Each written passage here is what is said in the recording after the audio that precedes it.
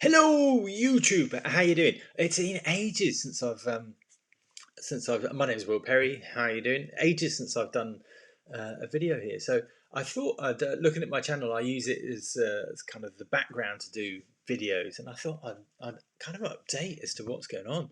So a while ago, I did well. Many years ago, I started this channel about emotional abuse, and things have moved on since then. Things have moved on. I've done a post recently, an email about authenticity. I was always really passionate about authenticity and how authentic would you consider yourself to be.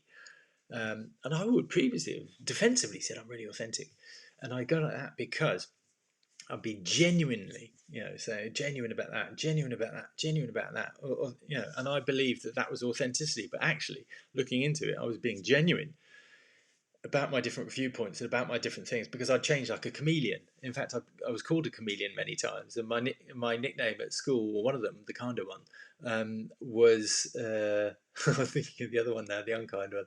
The kind one was Cheshire Cat from Alice in Wonderland, grinning, and I love to grin and smile when I'm happy, but actually grinning is more of a grimace, isn't it, on the inside, which is when you're confused or unhappy or not centered and uh, faking it and yeah, worrying and feeling like a fraud and not worthy, not good enough.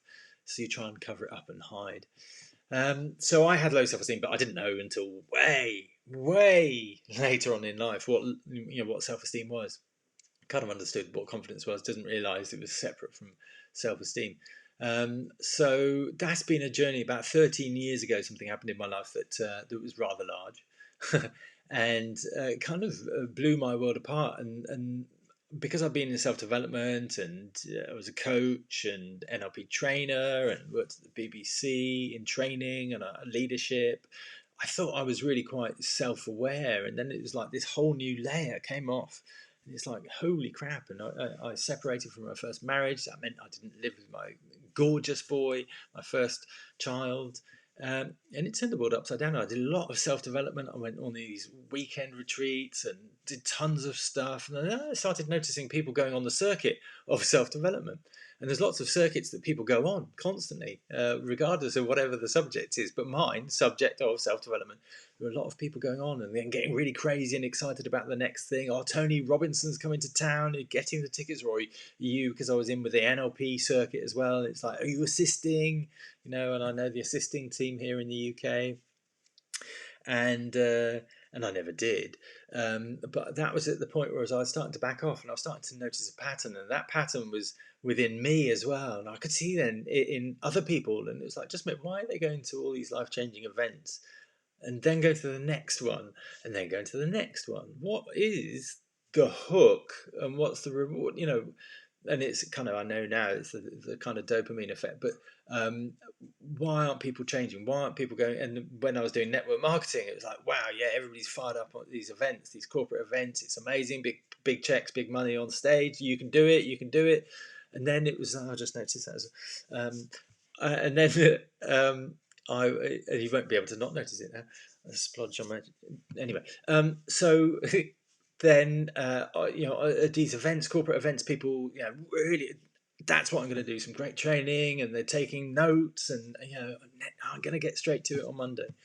And then you see them in the next month, and they would be there going, this time I'm going to do it, this time I'm going to do it, got the notes, I'm going to put this into action on Monday. And it's like, what is this pattern? And then I discovered the one thing that was changing it, and it took a long time for me. And then once I discovered it, this key thing that and it's self-esteem, self-worth. Once I discovered that and the depth to that it reaches, so all these superficial issues that people were working on, and so like anxiety, trouble with weight loss, trouble with making money, building a business, with relationships, self-worth, all those kind of superficial issues that people might go to different courses to get fixed or places to get fixed, interventions. None of them kind of took into account the deeper core issue. And that's where the journey took me. And it's been 13 years, like I say. That's quite a long time. So I consider myself quite knowledgeable on this now, and it's through my own mistakes. But I'm still going. I'm still here, and this is now what it's come to. This is what it's come to, my friends. So what I have now is I built about 3 years ago. Built the program, started building the program, and I've got an online program that helps with this self-esteem aspect to really understand this stuff of that the core problem and where it comes from, where it stems from, understanding it, seeing it, understanding it, noticing it, hearing it, feeling it, touching it, and then the tools to how to overcome it. And the analogy I used was getting you out of the swamp. Does that make sense? Getting you out of the swamp. So I'm stuck in the swamp and it's no good. And even if I put a pontoon and pretend it's all right and it's normality, it's not. It's still in the swamp. And I was stuck in the swamp. So I get to the edge of the swamp myself because I'm got other people on the course and helping people.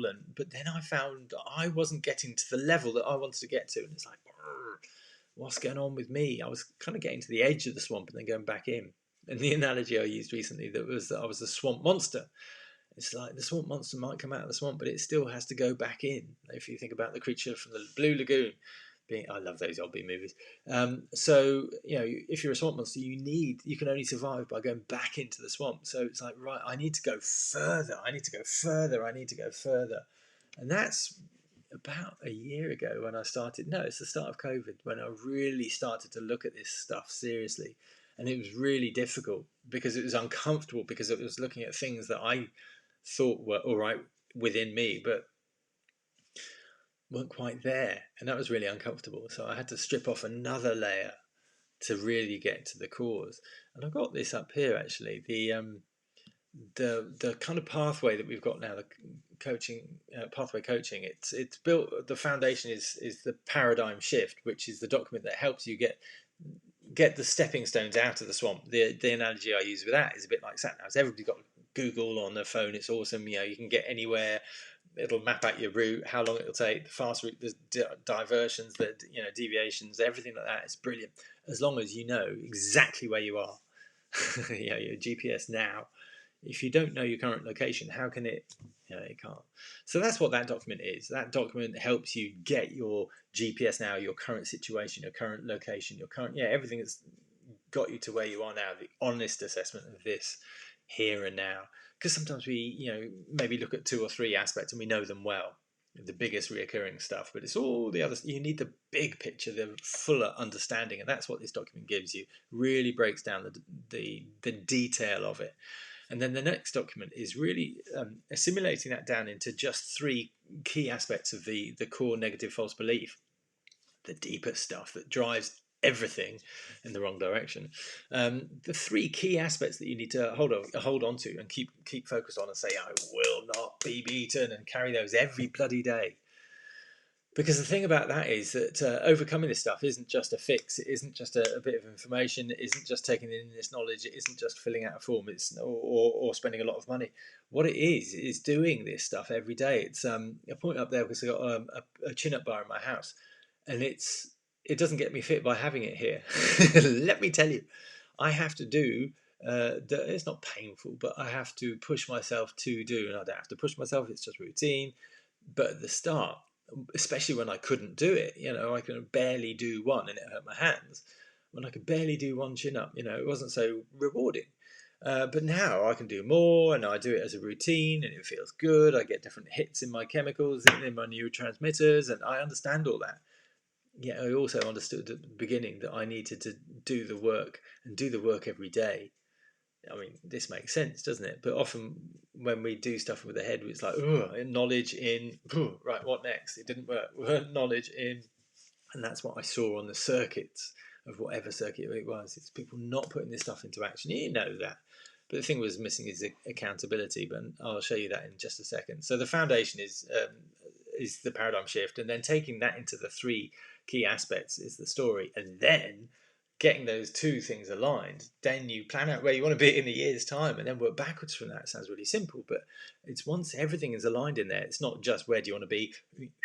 It's with the foundation of where you are now, with these 3 things that are working against you, that you're going to be every single day, it's like, the bar. It's like, what are you beating? You're beating your old patterns, the laziness, the habits, the building the muscles, or not wanting to, and the effort. And it's overcoming that. It's a daily blooming grind. It's not easy.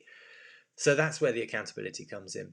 Because once with realization pathway, it maps out where you want to be and what you're going to hold yourself accountable and what you're going to achieve with all the tools and techniques of the program as well, because you get the program in this as well. We're going to have fortnightly, or we do have fortnightly accountability sessions, because that's the key thing. It's not just somebody. It's not just somebody that's you're gonna. Did you do it? No. Okay, no worries. That's not holding you accountable. You hold yourself accountable.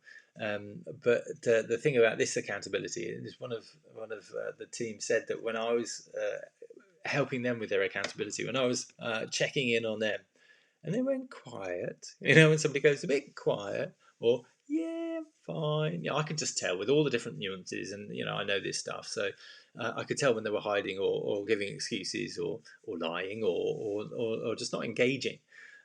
So I call them out on that stuff. I'd say, hey, you find it difficult? Hey, is this what's going on? Hey, are you doing that? Is that really what's going on? And just scratch away at the surface in a nice but firm enough way that because I know I could see through all their excuses, I could see through their stuff because I know the context of this stuff, because I know the journey, I know the pathway, um, and they said that's what was most powerful for them. That accountability, that's what joined it all together and made it so successful with all the tools and the techniques and the documents that are here. It's that accountability, and then the ability to coach and ask those powerful, insightful questions that make you really think and go, holy crap, I thought that, but now I don't. To really question what you believe to be true rather than what you thought was true, and genuinely rather than authentically. So going back to that genuine and authentic place where I started from, and that's what the pathway coaching is, and you can find out about that by asking. I'll just put links to the daily emails, because that's a nice connection and a starting point in the comments below. But when I thought I was authentic, I was being genuine from whatever point of view I was speaking from. Whether I didn't want to speak to that person too much about that because of whatever decision I've made, or whether I didn't want to cause a conversation there, I was being genuine, but I wasn't being authentic. And the difference now from stepping into my power, not giving it away, not compromising it, not changing it, not being a chameleon, not being the Cheshire cat, not hiding behind a facade, is that I'm centered, but in a quiet way. I'm not. It's not standing in your power. I'm being strong like a bull, to quote Paul McKenna. It's not that strength, although it is kind of a strength, but it's a much quieter inner strength. That to me is now being authentic, being true to you, and not being a different person to whoever your audience is. I might put more airs and graces on for the Queen and curtsy nicely. But it's not about being a different person or having a different approach or presenting myself in a different way. And that's, I was saying just on the live just a little bit ago, that's what I value now in other people. It's like they're genuine, and I'm kind of mixing the words a bit, but people say of them, oh, what you see is what you get. And it's like, yeah, they're being that person regardless of opinions, whether it's popular, or regardless of likes or not. Or, it's just them. It's authentic to them. It's genuine for them. And I'm valuing that more as I kind of become that on my pathway. So I thought I'd give you an update as to kind of where this stuff with self-esteem is. Its core, and I see it so much in so many different walks of life. And so I knew that right from the start 13 years ago. I didn't realize how big it was and pervasive it is. So all these different circuits, all these different ways that people are looking for something but not knowing what they're looking for, but knowing that something is missing, because all these superficial issues are out there, but actually it's the core issue. And you can easily take a test. I've got a test that's online that doesn't go to anyone. It's completely confidential. Only takes 2 minutes really. It's 10 questions, and the thing about that, it just tests your self-esteem in a really nice, easy way, and you can then find out whether this is the core problem or not. And the stats suggest that not just my stats, but the Dove study, the oh gosh, I forgot. Organizational health, World World Health Organization. That's the one. Stats all suggest that it's about 80% of people have low self-esteem to some extent. So it's a massive issue, and it affects us in so many different ways. But most of it's hidden to us because we're fixed on the what we see and what we're told. It's like you're not good enough for that. You're not that. You're not this. You're not that. Whereas actually, it's something deeper, equally fixable. Absolutely. In fact, you can fix this stuff, then you can fix that stuff. You can't fix that stuff because there's a driver from it that is generated from these core, particularly the three core false negative beliefs. I hope that's interesting to you. And I wanted to come on and put the video in here and share that stuff because it's been an interesting journey through this global pandemic. Not one I expected for me, not one I've taken a few different turnings with trying to get the message out there, trying to, being authentic and becoming. And this journey is a journey of becoming for me. And it feels like it's falling into place, which is a thing you hear about, the flow. And it feels like I'm in the flow now because I wasn't trying to do something the other day and it kind of just came about when I was doing something else. And it was like, yeah, I'd thought about it, but I wasn't trying. And it just went with effort. It's not like, but things are falling into place. And that wouldn't happen unless I'd been on this journey. That wouldn't have happened unless I took the decision that I took 13 years ago to pick this up and get the message out there. I struggle sometimes getting the message out there. So any help, any suggestions you've got for getting this message out there, then please do let me know. I'm interested in your comments, your views, and your feedback. But if you've got crappy, negative views, you put them up there for amusement value if you want. Don't bother me.